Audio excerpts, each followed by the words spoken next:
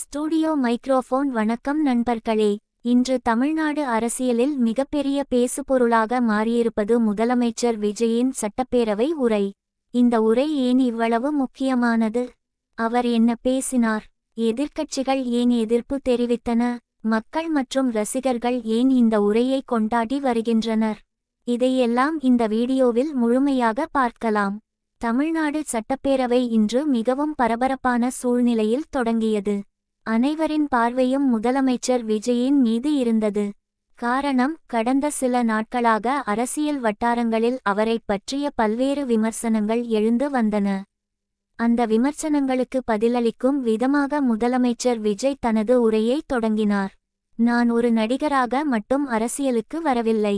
பல வருடங்களாக மக்களுடன் இருந்த அனுபவம் தான் என்னை இங்கே கொண்டு வந்துள்ளது என்று அவர் கூறியதும் பேரவையில் பெரும் கவனம் ஏற்பட்டது. அதன் பின்னர் அவர் தமிழ்நாட்டின் வளர்ச்சி திட்டங்கள் குறித்து விரிவாக பேசினார். கல்வி, மருத்துவம், வேலைவாய்ப்பு, விவசாயம் மற்றும் தொழில் வளர்ச்சி ஆகிய துறைகளில் அரசு எடுத்து வரும் நடவடிக்கைகளை பட்டியலிட்டார். குறிப்பாக மாணவர்களின் எதிர்காலம் குறித்து பேசும்போது நீட் தேர்வு தொடர்பாக தனது நிலைப்பாட்டை மீண்டும் தெளிவுபடுத்தினார். தமிழ்நாட்டு மாணவர்களுக்கு சம வாய்ப்பு கிடைக்க வேண்டும், அதற்காக தொடர்ந்து போராடுவோம் என்று தெரிவித்தார். இந்த கருத்து சட்டப்பேரவையில் மட்டுமல்லாமல் சமூக வலைதளங்களிலும் பெரிய விவாதத்தை ஏற்படுத்தியது. பல மாணவர்கள் மற்றும் பெற்றோர்கள் இதை வரவேற்றனர். அதே நேரத்தில் எதிர்க்கட்சிகள் இந்த கருத்துக்கு எதிர்ப்பு தெரிவித்தனர். சில உறுப்பினர்கள் கடுமையாக விமர்சனம் செய்தனர்.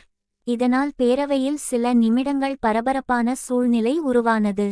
ஆனால் முதலமைச்சர் விஜய் தனது உரையை அமைதியாக தொடர்ந்தார்.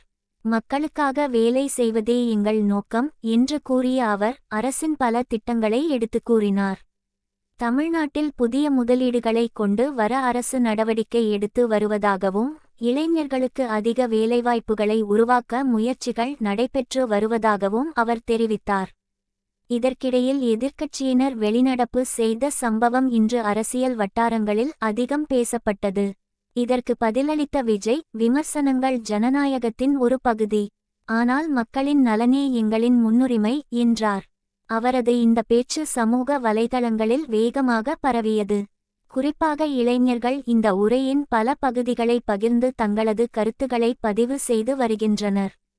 உரையின் மற்றொரு முக்கிய அம்சமாக கல்வி மற்றும் தொழில்நுட்ப வளர்ச்சி குறித்து அவர் பேசியது அமைந்தது.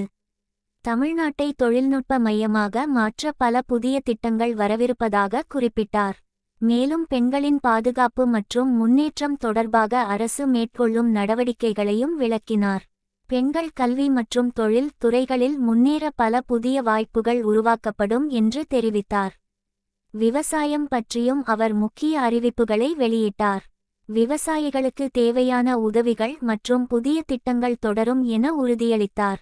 இதன் பின்னர் தனது அரசியல் பயணம் குறித்து பேசிய விஜய், இது ஒருவரின் பயணம் அல்ல, மக்களின் நம்பிக்கையின் பயணம் என்று கூறியதும் பேரவையில் கவனம் ஈர்க்கப்பட்டது.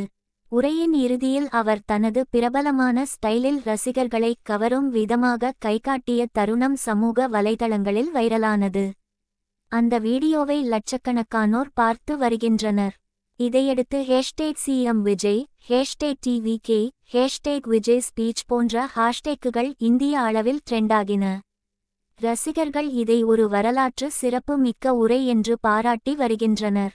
அரசியல் விமர்சகர்கள் இந்த உரை எதிர்கால அரசியல் விவாதங்களுக்கு முக்கிய திசையை அமைக்கும் என்று கூறுகின்றனர். மொத்தத்தில் இன்று நடைபெற்ற முதலமைச்சர் விஜயின் சட்டப்பேரவை உரை தமிழ்நாடு அரசியலில் மிகப்பெரிய தாக்கத்தை ஏற்படுத்தியிருக்கிறது.